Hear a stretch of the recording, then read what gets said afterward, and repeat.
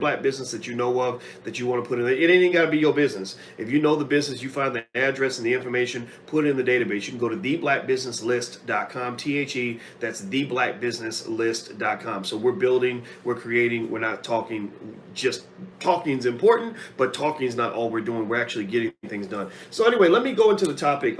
Today I'm actually talking about Syracuse University, and Syracuse is a unique, special kind of conversation for me. How many of you know, give me a yes or no if you know that I was actually a professor at Syracuse University for 13 years. Give me a yes or no in the chat if you know that I was a professor at Syracuse University for 13 years. I mentioned it a few times, and the reason I mention it, I know some people are like, man, this Negro always bragging. He always trying to tell everybody what he about his credentials. Well, I do that, number one, because number one, I'm proud as fuck to be a black man who's got credentials. I'm proud as hell that my daddy raised me to be a real man who wants to be educated and wants to do his best and knows how to work hard, right? So I'm proud of that shit. I'm not going to how that. I mean, seriously, think about this. Think about this.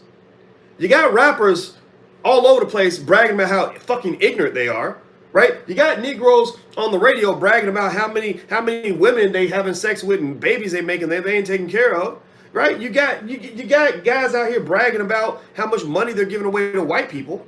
Well, I say that educated black people should brag about how smart we are, how brilliant we are, how hard we work. Seriously, if you have accomplished something special in your life, if you are special, it ain't just got to be education. You ain't got to be educated to be in here. You just got to be intelligent. Those are two different things. Education and knowledge are two different things.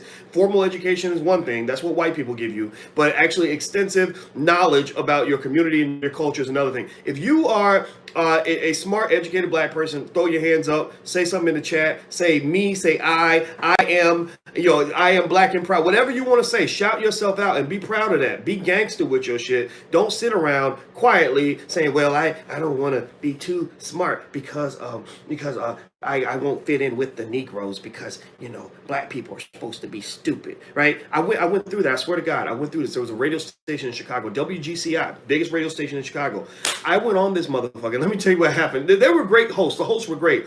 But there was a guy, I was going to say a Negro, but there was a guy who was the one of the co-hosts.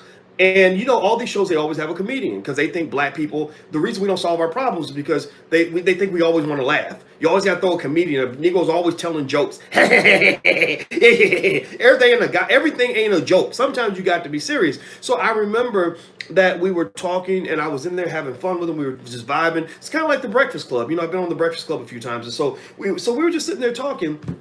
And then I think I said something about the brain. And I said, yeah, well, what happens when you absorb too much media is the prefrontal cortex in your brain, the part that's responsible for logical thinking, starts to kind of melt and turn to mush. So your critical thinking skill actually drops when you're consuming too much television. And he heard me say prefrontal cortex. And he's like, whoa, Doc, you're talking over people's heads. You're using them long words, Doc. You can't speak English, Doc, speak English. And I'm like, motherfucker, that is English. That is English. Seriously, what am I supposed to say? Speak Ebonics? Like, is that literally the only language that we are supposed to know? Is there something wrong? Like, should I be ashamed? Should I go into hiding because I'm trying to actually elevate the thinking of my people? See, that's our problem. That's why we only play checkers when everybody else is playing chess, because we believe in embracing ignorance and one-dimensional thinking. That needs to change if you're ever going to win. If you ever want to get ahead as a people, you must elevate your smartest people instead of doing what you let white folks do to you now, which is elevating your dumbest. Think about this. Think about this. God forbid. No, God bless her. But Cardi B,